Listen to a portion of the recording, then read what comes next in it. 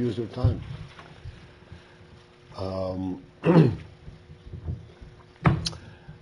You learned in the Pasha's Terumah. Every Pasha in the Torah and every Posuk in the Torah, every word in the Torah is very unique. Pasha's Terumah is unique in its particular way, where Hashem tells us that it is possible to make a house made of physical material, and Hashem should dwell in that house.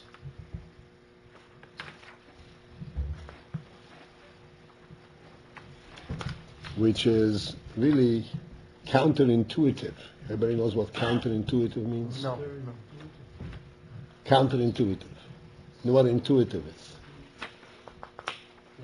Figure it out. No, intuitive means something that lends logically, simply. It's in my intuition, it seems to me that way. Counterintuitive means it's opposite of intuitive. In other words, doesn't seem to fit the normal thinking.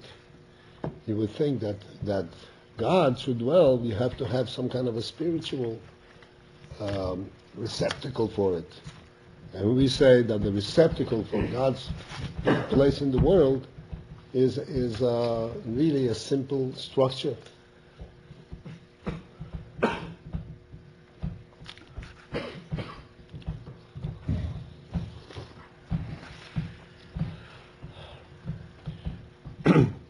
So we would like to really delve into it, and particularly due to the fact that in Chassidus it's explained in Maimorim and it's quoted from earlier sources that when it says "Ve'osu limited shachanti b'soichom," does not only mean that Hashem will dwell in the house, in the bigdus that they built, but b'soichom means inside each person, which means that each individual person, if he wants Hashem to dwell in him, he has to build something within himself that replicates, that's similar to a mikdash, made of gold and silver and precious stone and other material. And this is what Hashem is going to dwell here.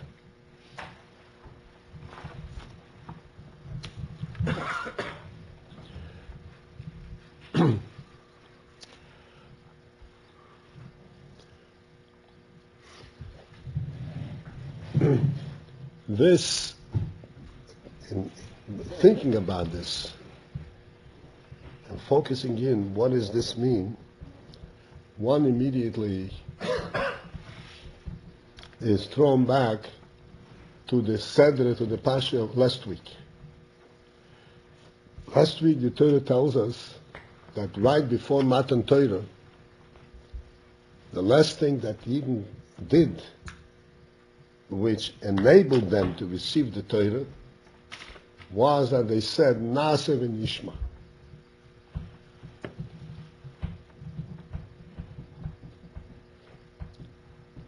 So Naaseh v'nishma, I'm sure you've heard the explanations of it. Naaseh before Nishma. I want to go a little bit deeper into the principles of Naaseh v'nishma.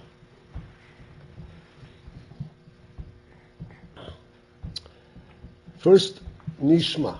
Nishma means we will listen, we will understand.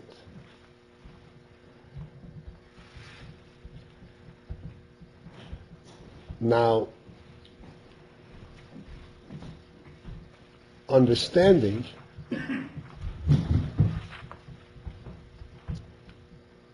what is the means by which a person understands?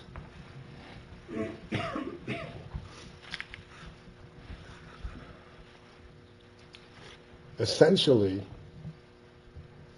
understanding is the highest koyach, the highest spiritual thing that a person has, spiritual experience that a person has is the seichel. But even so, even though it's the highest, still it is contained and it has to have the qualities that can affect the human brain. The brain is a physical entity.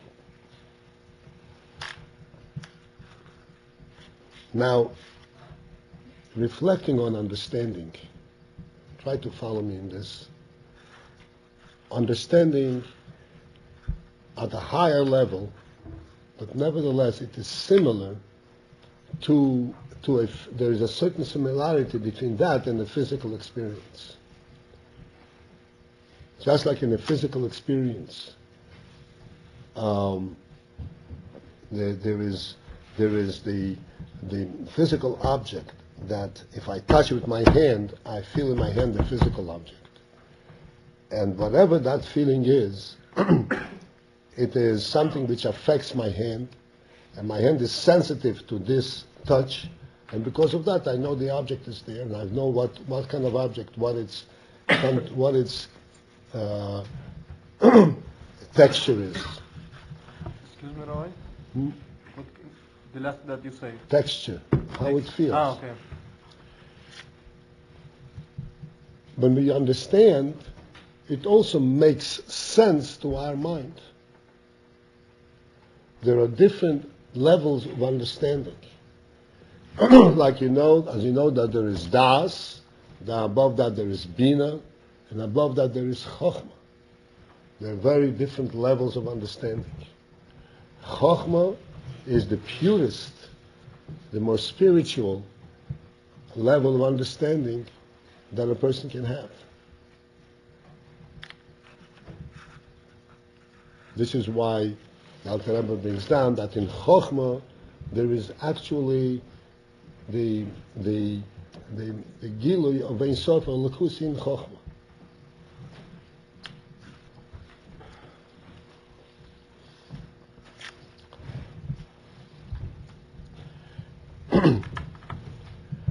But even though it is completely spiritual, Chokhmah is the highest level of understanding.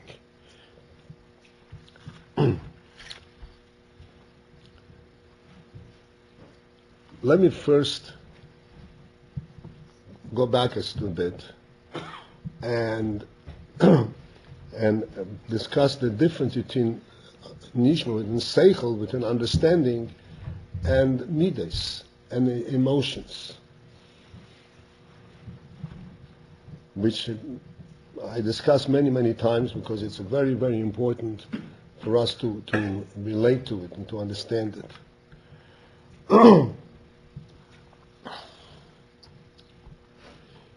Emotions we call subjective. Everybody knows what subjective means?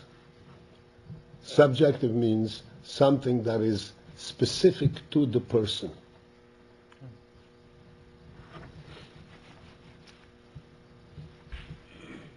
Like for instance, you go outside, one person can say it's cold, another person says, hey, it's not so cold. Why? Because they are affected differently by the temperature. And the same thing is emotions. Emotions are very individual to the person, because emotions are the reaction that a person has to certain activities, certain experiences.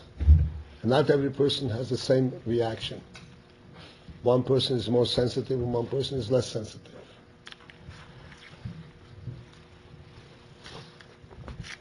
And also, therefore, emotions means that this which I am experiencing is something which has reached and touched me personally. It's not something that I know from a distance. It's something that reached and touched me personally. That's emotion. This is why we say that emotions are not a test for the truth. Because a person can get emotional about something because he personally is affected by it. In Seichel is much closer to truth. Because Seichel, this is where a person can know things that he has never come in touch, in contact with. And therefore he knows it because he has proof, he has seichelic logical proof of it, and he has a sense of it, but not that he was affected by it. And therefore this is what's called seichel, is called objective. Objective, Smidas are subjective, and seichel is objective. Objective means that he knows it not by personal experience, but he knows it because he has understood, he has proof of it. He has a sense of it.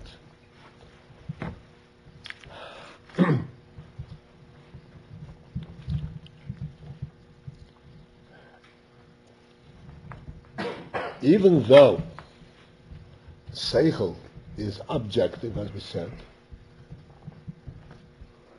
still there is an aspect in seichel that affects the person. Let me explain to you the concept. Everybody knows, for instance, the principle of logic. Logic is a seichel principle.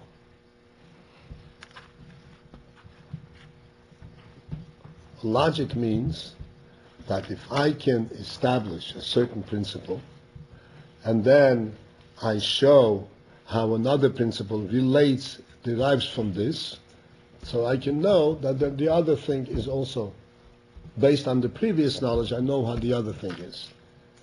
This means logic. It's a structure. It's a seichelic structure. Now, I'm going to ask some kind of an anomaly. Why is logic logical? Why does logic make sense to a person's mind? Because it's compelling. It affects the mind in a certain way that he must accept it because it's logical. Which means that in some sense the seichel is also touched, but it's not touched the same way as the emotion, but it's touched by a seichelic power, by the sense of seichel.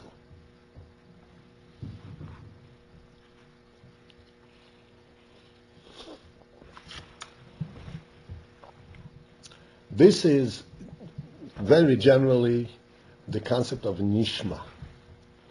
Nishma means I'll understand. I'll understand means that I will learn and study until it makes sense to me. Even though it makes sense, as you said, it's objective. But nevertheless, it has to have been put in such a form that it makes sense. It makes a logical sense. It makes sense to the seichel. If it has to make sense to the seichel, that means that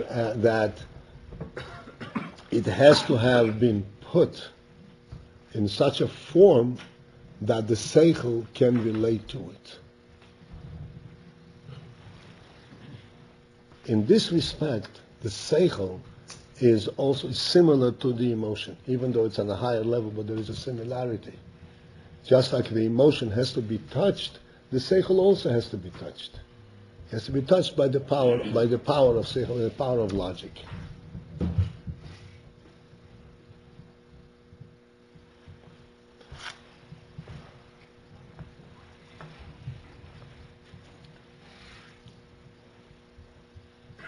Who is still with me here? Are you saying that all seichel has to be logical?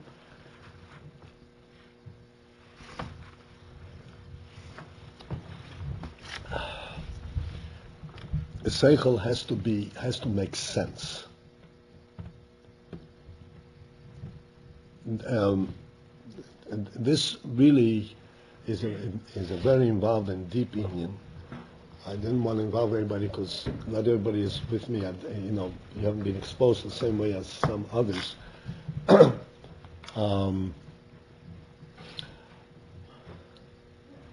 Just to give you an illustration, a quick as I said before, Chokhmah is the most spiritual, the highest level of Seichel. And Chokhmah is compared to sight, right? Sight, see, Vision. vision, vision. Okay, sight. Riyah, right? Compared to sight. That's Riyah. Now, when we see something, we see the thing just the way it is, not because it's logical that it should be this way, but we see it the way it is.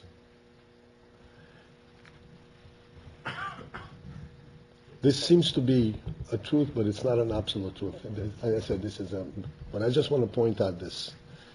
If Chokhmah is compared to sight, then why do we call it Chokhmah? The word Chokhmah means wisdom. Wisdom means that it makes sense. Right? Sight does not imply I see something that makes sense. I see it because that's where it is. Not because it makes sense. Why is Chokhmah called Chokhmah? Chokhmah means wisdom. And because what can I see in Chokhmah? Only that which really makes sense. Which is wise. That's it. If it doesn't make sense, you don't see it. What? If it doesn't make sense, you don't see it. Makes sense. Isn't that which occurs in Chachma similar to when you see something? You see a cup. You see the cup according to that it makes sense. You see it. Same in Chachma, you have an Indian. It flashes in Chachma. When it comes to explaining it, how does a cup work? Well, because it's shaped like this, so it can hold the water. Meaning when it comes down to drawing it out, to transferring it over to another form, so You're right. Then it gets translated into the... You're trying to say that in sight also it makes sense. Yeah. It's true. That's what I said before, that in sight also it's not, we don't see things that don't make any sense at all. That's also true. It was That's why much we more don't see difficult spirituality, to right? point out. That's why we don't see spirituality. So, then we're going to throw me all over the place. It's funny, great topic. Right. If we say that something has to make sense before I see it, or before I understand it, that means that I'm not seeing the thing itself the way it is unto itself. I see it the way it is presented to me, then I should be able to see it. It's not the absolute thing itself.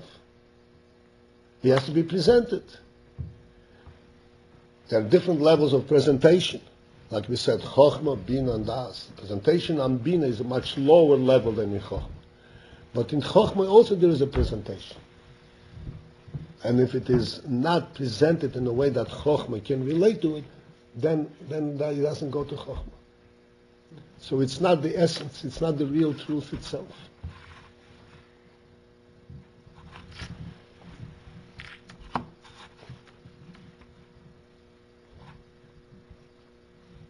In order to receive the Torah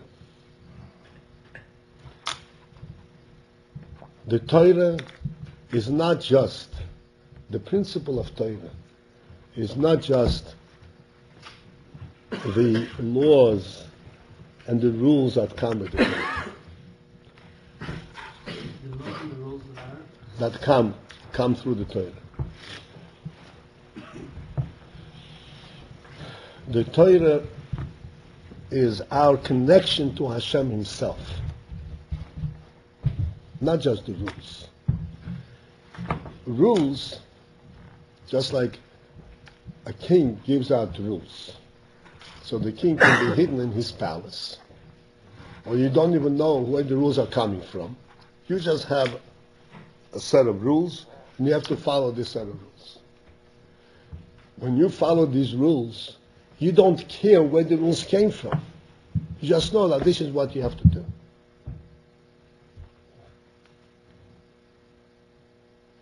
For instance, I'll give you a very simple, low-level illustration so you understand. If you drive your car and you come to a red light, you'll stop, hopefully. Why will you stop? Because you know that if you don't stop, who knows, maybe a car will come across the street and you'll have an accident. But you don't think, hey, this red light was put up here by a person who is responsible for the safety of the city, and therefore I trust him that I should stop at this light. You don't think anything like that. You don't care who put up the red light. You're not relating to the city council or to the mayor of the city when you stop by a red light. You stop by a red light because it's a red light, period. So if you have the Torah, if you would translate this, the same thing I said in the Torah, then you say, okay, don't steal. I don't care where it came from. I shouldn't steal, don't steal. Okay, I'm an obedient guy, and I say whatever it says don't do, don't do. Whatever it says do, do. That's not what the Torah is about. Like you pointed out, that the Torah equates means makes equal, brings together. Elohecha Hashem Elokecha and Lo Yisigno V'Lo Yisivtzach. Because the principle of the Torah is not just that we should do the right things. The principle of the Torah is that we should be directly connected to Hashem. And that's what the Torah represents Hashem's presence in our lives. Directly connected to Hashem. Completely. In order to be directly connected to Hashem, it cannot be through the process of nishma. Because as we said before, in nishma you don't get the real thing. You get something that is being presented in a way that you can understand it. But it's not the real thing itself.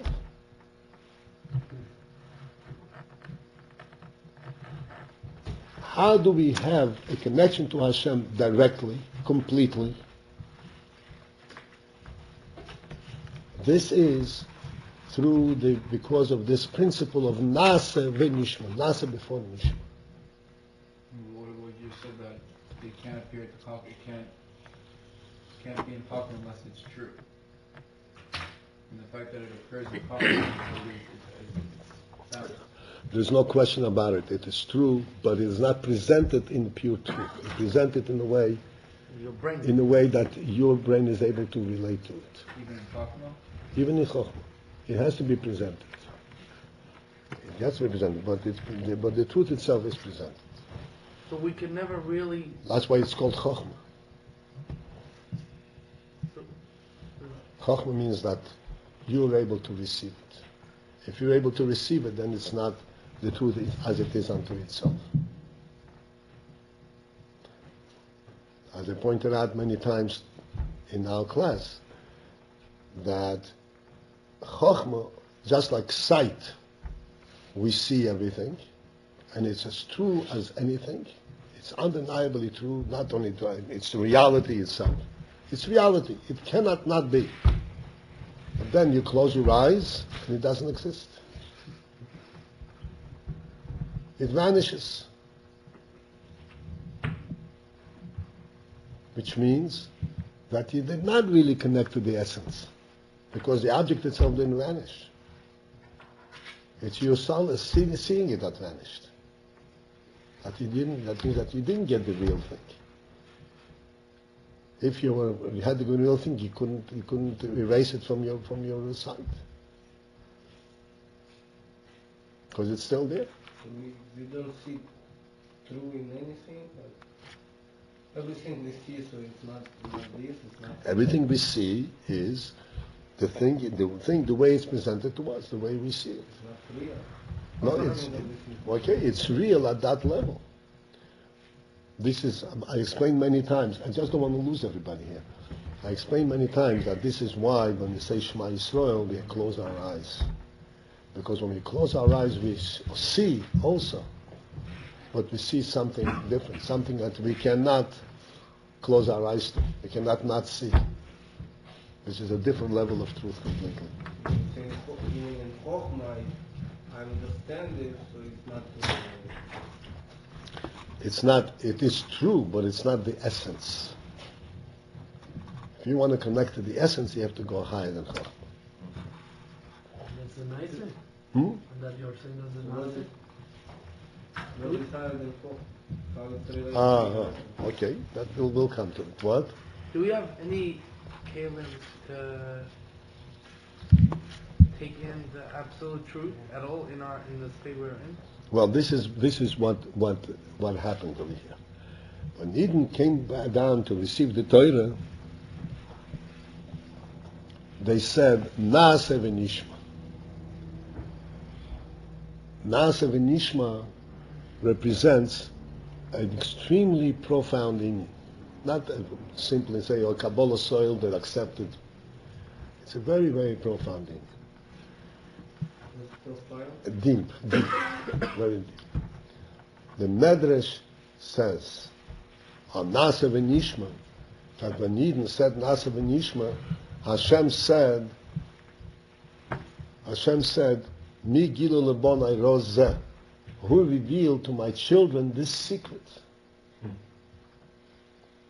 That the Malachi Ashoris, Malachim used this secret. How did the Eden find out about this secret?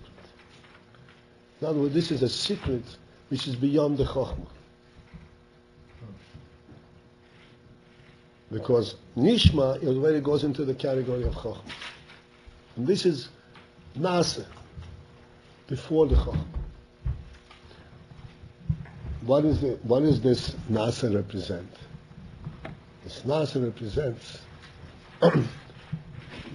the our knowledge and connection to Hashem, not related to understanding, not related to Chokhmah. Just knowing that the only thing that there is Hashem. Is this like understanding like the absolute truth? That You don't shares out- understand it. You don't understand it. This is not something which comes through understanding. This is something which has the following form, if I can put it this way. Like we said before, we have rules. The king gives out rules. And what we can understand is all the rules. That we can understand. We can even understand the wisdom behind the rules if we are real dedicated students and wise. But with all that understanding, what is really touching us? Why are these rules significant to us, important to us? Not because they are so wise, which is true, not because they are so good and beneficial, but for one simple reason, because they came from our King. Because these rules relate us to our King, this is what makes this rule so precious. This is what? This is what makes the rules so precious, so dear. Dear. Dear. Dear. Yes. Ah. Yakar. So it's like saying, like, we do these things because it's a Jewish thing to do, so it makes us Jewish. Well, that's a similar statement, but it's Right. in different levels, you understand? So this is the Pshat Naaseh. The Naaseh, this was a perception, a recognition by Eden, that Eden said that the most important thing to us is way beyond the wisdom of the Torah. All we want is to connect to Hashem. We want Hashem to be. That's why the Eden said by Matan Torah, if you remember we spoke about it, that we want to see the King. It's not enough for us to hear from Moshe. Because the most important thing that we want to get here is not the teaching, but Hashem himself. And this in Hashem himself, this comes, this is a relationship that comes through this Naaseh.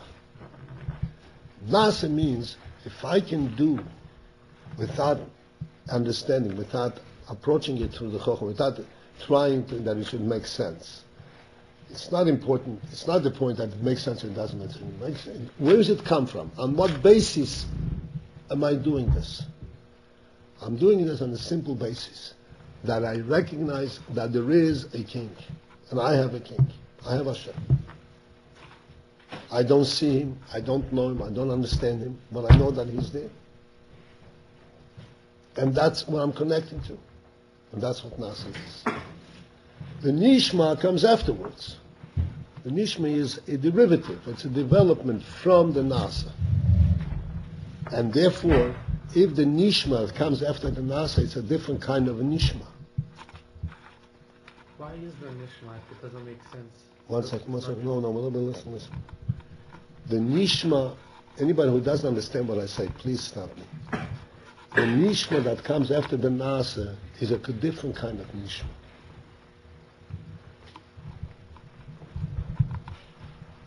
That Nishma is a much higher than the one that would have been without the Nasa. Like we said before, the Nishma that comes by itself is a Nishma that has to make sense. And therefore it has to be presented to me in a way that I can relate to it. And then I don't have the real thing. I have only that which is presented to me. But if there is first a Nasa, which means I'm first connected to the essence, and then comes a Nishma. So then the Nishma is not based, okay, see if you can understand this. It's not based on the fact that it makes sense. It's not true because it makes sense. It is true because it comes from Hashem.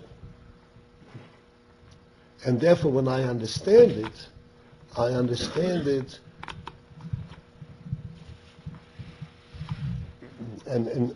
it not because my mind is able to relate to it, but because I understand what Hashem's words are. And therefore this Nishma that comes after the Nasa is much, much higher, much more pure. Why? One more second. I'm not finished. I know.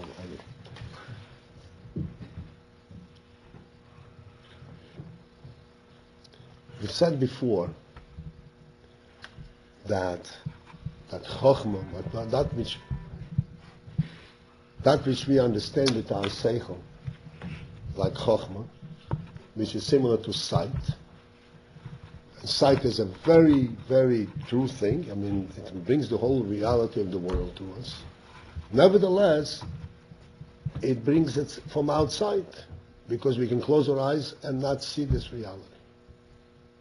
Right? But then, there is another level of reality. And that is reality which we see with closed eyes. This is why I said before, when we say Shema Yisrael, we have to close our eyes. Because when we close our eyes, we also see, but we see a different type of thing. We see such a reality that we cannot not see. Which is one thing with us completely. And then, when we say Hashem Echad, everybody knows that the kavanah of Shema Yisrael, Hashem Elokeinu, Hashem Echad, is that Hashem is one, up and down, and in all four corners of the world. Right? That's what Echad means. Now, if we said Shema Yisrael with open eyes, we would say, oh, Hashem is one, up and down, and all around, right? With open eyes. What would that mean? That would mean that Hashem would be one only as long as I have my eyes open. But when I close my eyes, this world that I see disappears, and Hashem's unity also disappears. Because the whole world, it all disappears.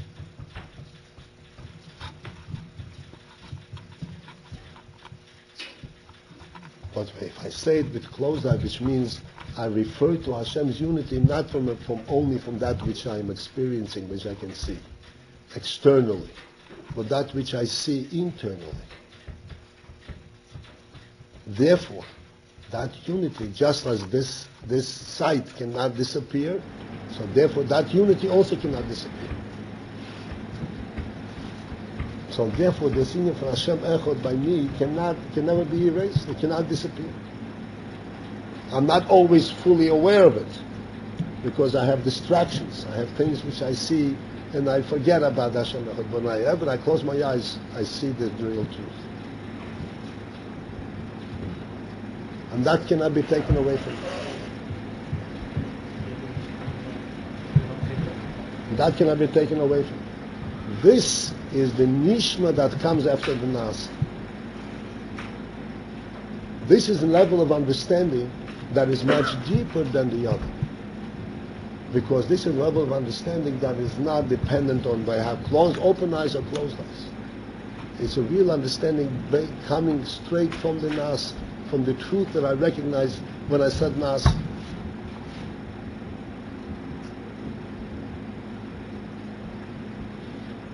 Which means simply the following, in simple terms.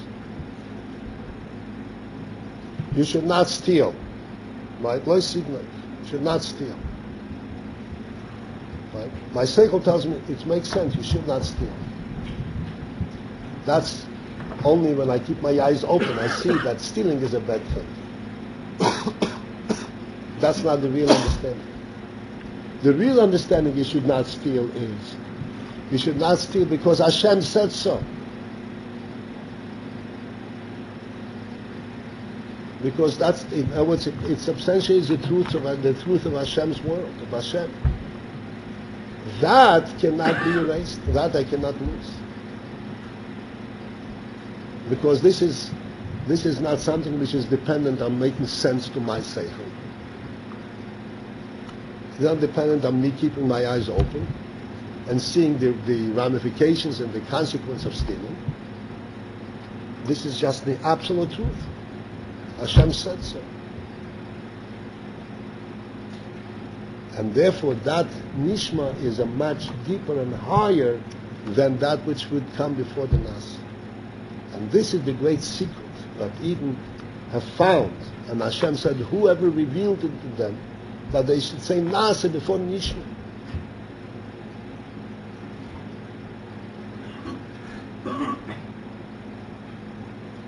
Yeah. This Nishma, which come after Maseh, is the part in which we say, because Hashem say,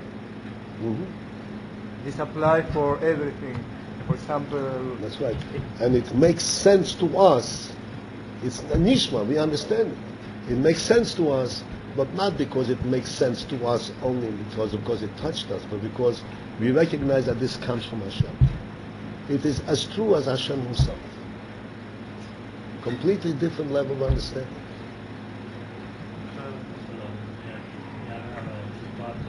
I'm sorry, yeah? You say that before when you see something, you say it's all the reality when you close the eyes, and you say also it's Chogma, because it's all the reality. There are two parts of the Chogma, Maya, Chogma, Dadat. Chogma what? There are two parts of the Chogma, Chogma Ilah, Chogma Dadat. Oh. When you see Chogma Dadat, especially when you close the eyes in Chogma Ilah, that you cannot recognize Nasi. This is the idea they say, and between this is the Emunah. It's like the Rebbe. How is so the last part of the model? In our realm, in our level, in Chochmah Ilah is Atzilus. Chochmah Tato is in the world, but we are in the world. But even by us, there is a level of Chochmah that we can see that cannot be erased. This is what I said, that we see even when our eyes are closed. This is the nishma that comes after the nasa, which means that the nasa gives us a recognition of Hashem as such, Hashem's presence, not because it makes sense, but just Hashem's presence. and they connect to that, and that becomes the real reality, and then everything flows from that, and our understanding flows from that. And everything makes sense because it comes from that. Not because it makes sense in the world, but because it makes sense coming from Hashem. Yes. Okay. So basically, the Chachma. Okay. The Mishma that comes after the Nasa is not based on a logical thing, but on accepting the fact, like Emunah, accepting the fact that it's because from HaKadosh Baruch Hu and not a physical thing, right? And yet, see, you say accepting the fact is not Nishma. Accepting the fact is accepting the fact. Nishma means understanding. Right. So understanding that it comes from God, right? Not you don't steal because other people don't like it. Our whole level of understanding changes if we have Nas. Okay, so you said before that everything that we see or that we understand, we only see or understand it because it makes sense to us. It's logical, right? So technically, nothing that comes into our world, into our system, our brains, or our vision is actually true, right? So even No, the it's Nasa true, that it's not even the Nishma will never really be true, like on any real level. Right? That depends, and that's what I'm saying. That would be normally. Normally, when we understand things in the world, that's the way it is. But if we understand things on the basis of Kabbalah's HaTorah, the basis of Nasa, Kodim Nishma, then we can understand the truth itself. But how could we? Nothing can. Because we already we won't see connected. anything. Because there our wisdom is not based on open eyes and seeing. Because we're directly connected to it. So you can close the mental chachma as well. And still see it. So like We cannot not understand it. just like you do this, That's you right. can do that with your. That's right. It's And not it based ma- on any kind of making sense. person making sense, exactly. And yet It's it just makes, factual. and it's an absolute truth, right? This means that until don't reach this point, the mitzvah doesn't create a real connection between Hashem and us. Sorry? Until that point? He asked that as when I close my eyes, I can see this cup, so this cup has not a real connection with me, right? Yeah. He asked, well, the same happened with Hashem. So if until I reach this point in which the person learn, understand, etc. This means that until that point, the mitzvot doesn't create a real connection between Hashem and us. The mitzvahs create a real connection, but we do not. The mitzvah is always connected because we already accepted the mitzvahs. It's true that, but like say, the mitzvahs that our fathers did, Avram, Yitzchak, Yankee, before the Torah was given, did not have that power. They did mitzvahs and they didn't have that power. It had the power, like we say, the Nishma Kedem Lanas. They understood and then did. Even though they were always Avram, Yitzchak, Yankee, very wise people. And they didn't have that.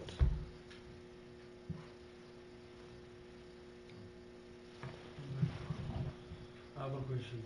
We are saying that this union of Nicer Nishma in the Midrash says that God said, "Who revealed this secret to my sons?" This comes from the angels. But it seems to be completely opposite the whole idea of the angels, because this is precisely what only we have, that we can connect to God and Nasser. No. The angels, Malach Ashoris Mishtamshin, see the angels, the angels, they don't have a separate mitzvahs beside Hashem. So when an angel speaks, it's like Hashem himself speaking. Like you say, Binish Baitinu Hashem, angels say, I'm swearing. Think, who are you to swear? It's because when he swears, it's Hashem, he's saying Hashem's words. What do you mean? He's saying his own name. He can say it, he says I, right? It's the same thing. That's a very, because in the angels, the malachim, the guf and the malachim are transparent. The guf doesn't block the nefesh. By us, the guf blocks the nefesh. So coming back to the union of our parsha, we also limit that you make a mikdosh from material things, from gold and silver. And this is where Hashem dwells. And the same mikdash, as we said, we build within ourselves. Every Yid builds a mikdash. And how does he build a mikdash? He builds a mikdash not from his seichel, like we said before. It is from the Nasa, the Kodim L'Nishma. That's how he builds a mikdash. He builds a mikdash, practically speaking.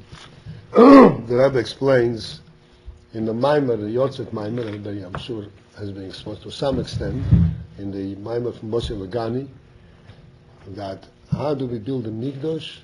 We build a mikdash by burning away the Yetzer Hara, by the behemoth, the behemoth that's within us. In other words, this principle of the nasa, the deed itself, the deed itself, even though there is no nishma, I'm not excited to do it, I don't have the full understanding of it, I don't have the real sense and feel for it,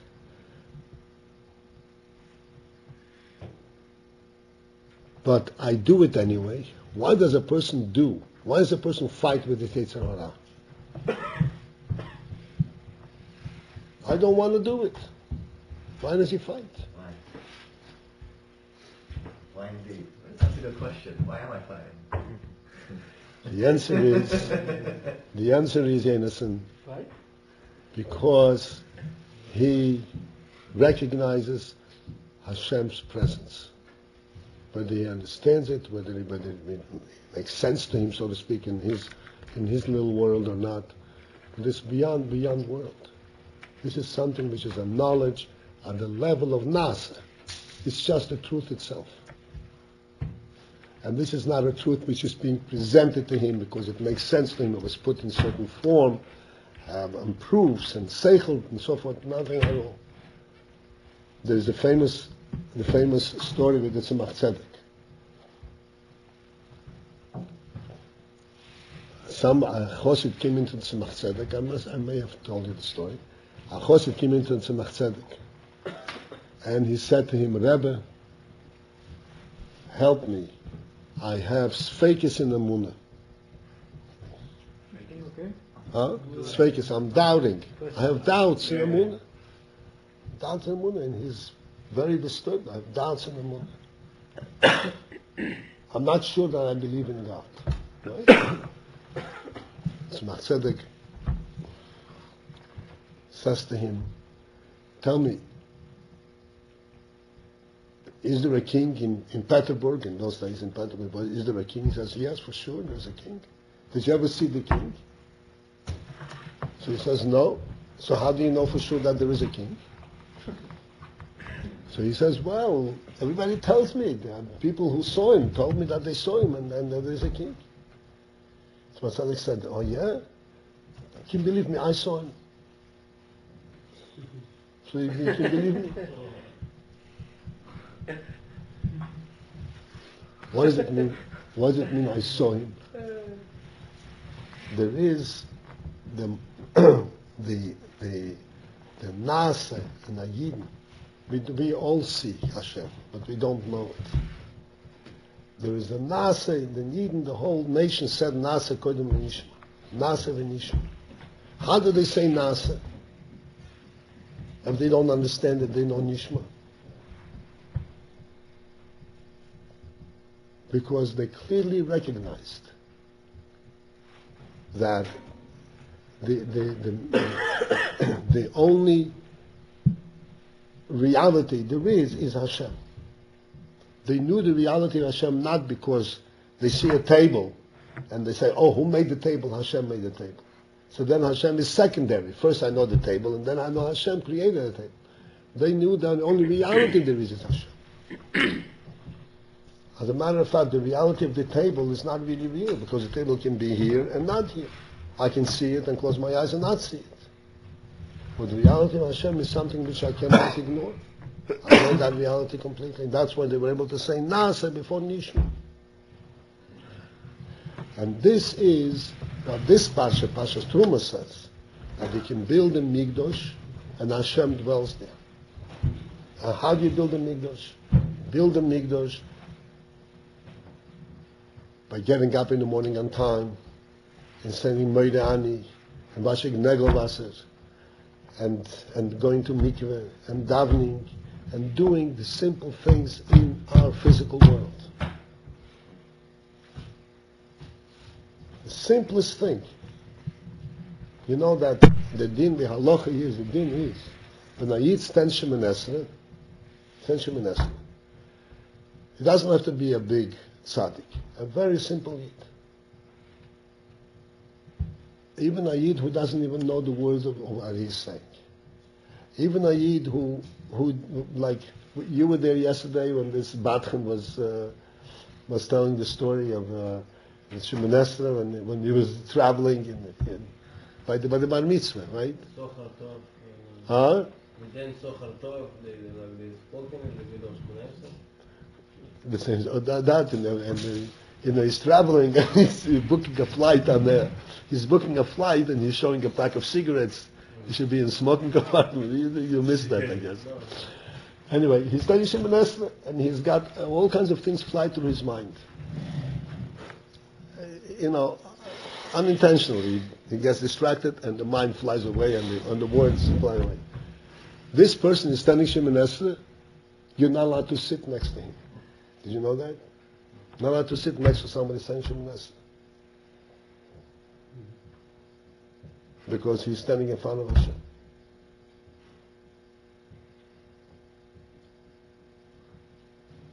This is the reality of things. This is the Nasa Koydem Nishma. This is what we received in the Torah. As a result of that, we got the mitzvah to build a Mishkan. Simple Mishkan, a simple structure. And the Torah designs it exactly to the inch, exactly how big it should be, how many boards it should be. It's like saying to a carpenter, make a table and it should have 10 nails. That's a perfect table. Make only 10 nails. You can't put it to 11th.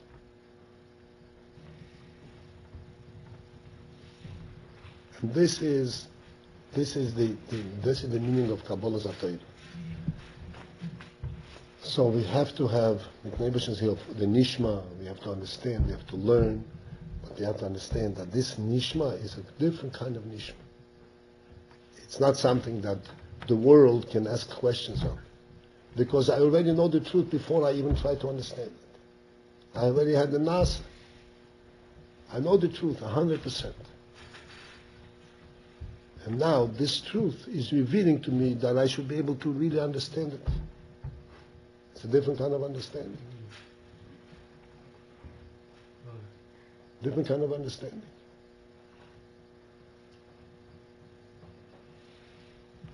And this is how it happens to be. And this is how it happened.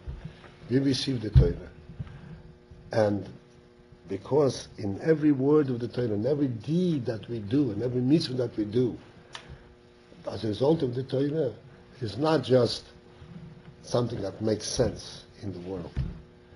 This is Hashem's presence itself. A Yid who does a mitzvah, there's a halacha that says, mitzvah lamed b'fnei eivsei mitzvah.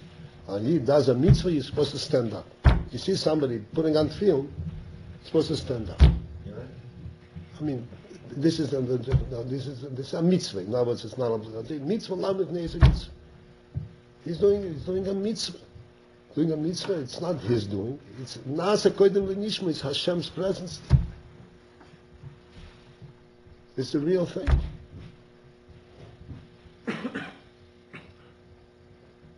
Who created the world?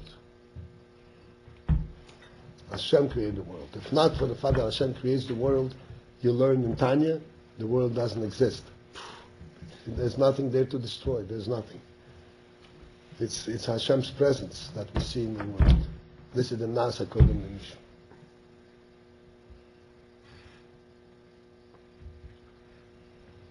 And this is how come we fight with our Yetzer Hara.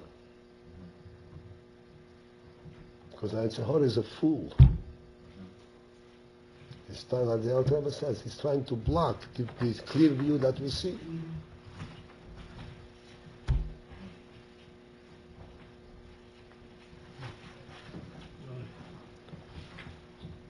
Yeah. For the Jews to reach a level of nice Nishma, like they came and they said nice Nishma. This whole realization of nice Nishma didn't need a Nishma that has to come up there and nice it to realize what you think. Like the Jews. That's why this was a secret that came straight from the Neshamas.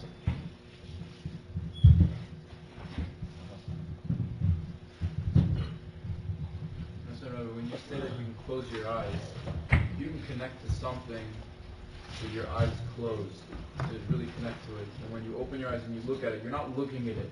This is the idea that the Seifel, the Nishma is different. You're not looking at it the same way. Its reality is now not based on what you see, and therefore the way that you see it is no longer the same way.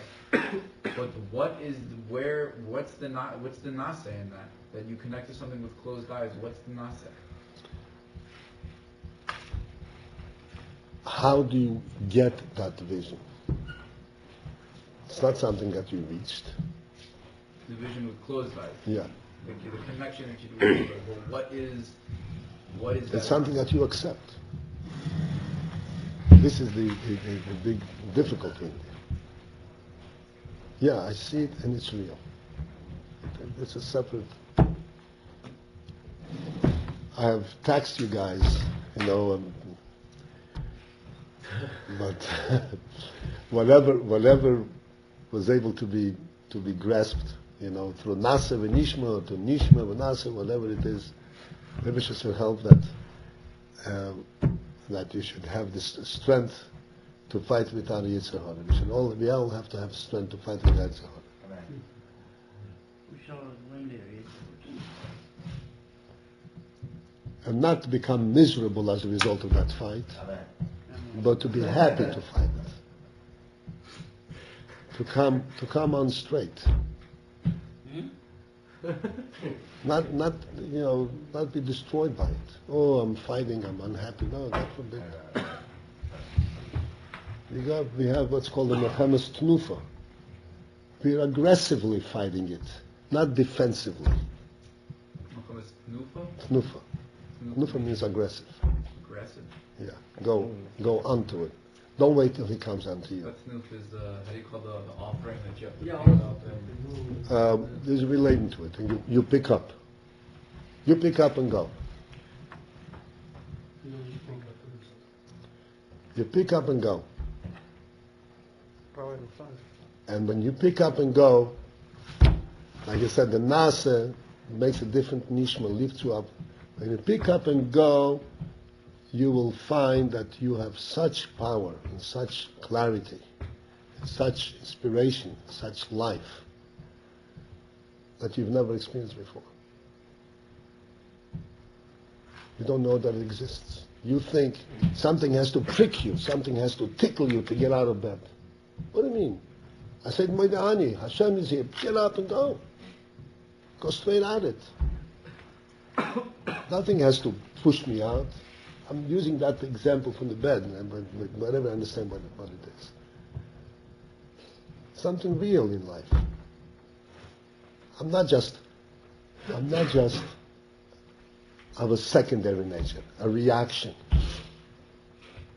Oh, I better get out, otherwise Rabbi Lipsky is going to scream at me. This kind of. I'm going forward. I was thinking that I have no understand what mean be aggressive instead to be defensive, because I know that the correctly way to fight with the Yetzer Hara is when he comes tell him, I have nothing home, came tomorrow. This look defensive more than defensive more than offensive. Right. You see, the thing is, that we don't realize something. A Yetzer Hara is not only, God forbid, the Yetzer Hara comes and wants to derail you, into the left field. Everything. The Yetzer Hara, we meet up all the time. He goes with us all the time. There's a story.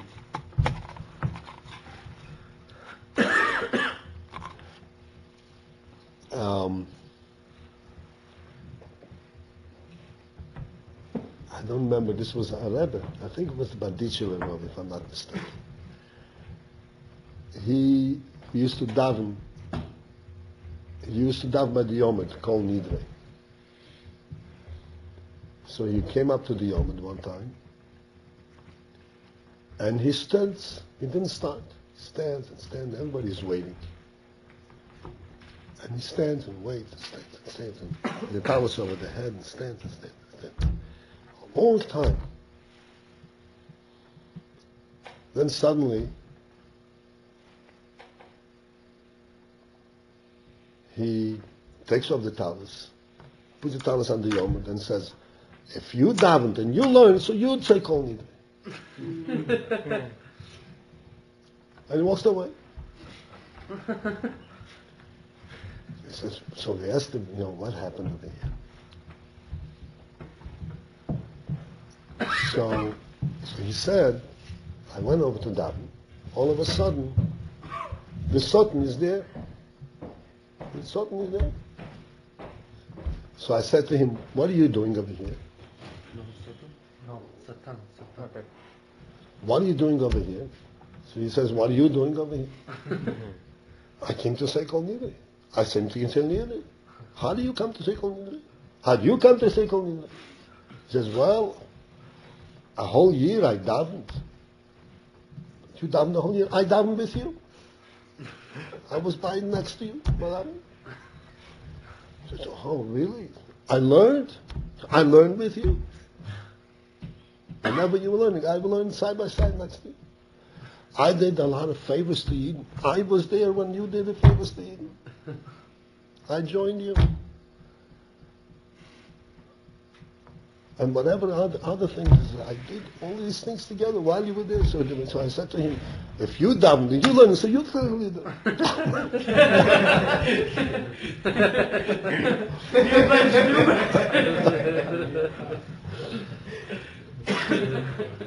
You didn't get it. That's part. He's talking to Satan. He's talking to Satan, right? Yeah. And he says, well, if you did all these things with me, then you'd say Kol Nidre. And I like, but the conversation is talking like the towels. This was, I remember correctly, it was in Baditcher, and that's where I remember. Baditcher, huh?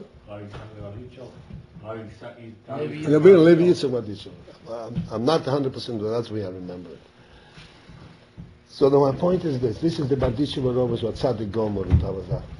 But we have the Sultan next to us all the time.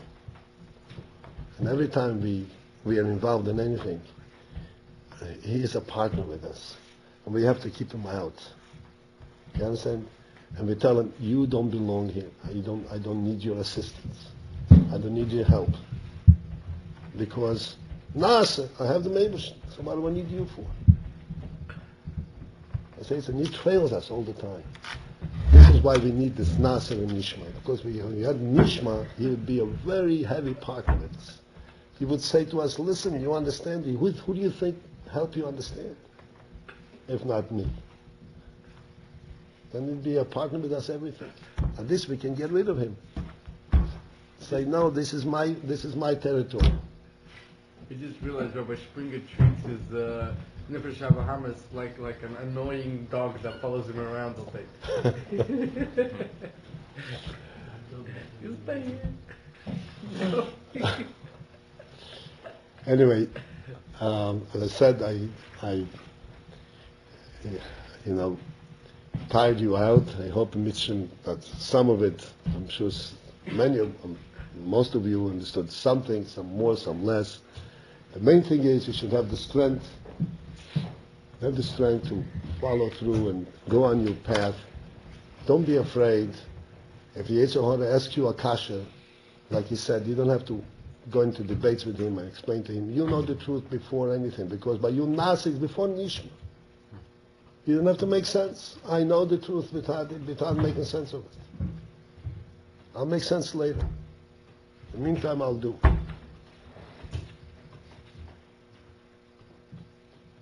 This is how we do a mitzvah with an emes. This is the power of our mitzvahs. This is Pshat Matan Torah. This is Beis Hamikdash that we build each one personally and us, and this is Beis Hamikdash that we're building in Mitzvah Shem, which will come down finished together with Mashiach.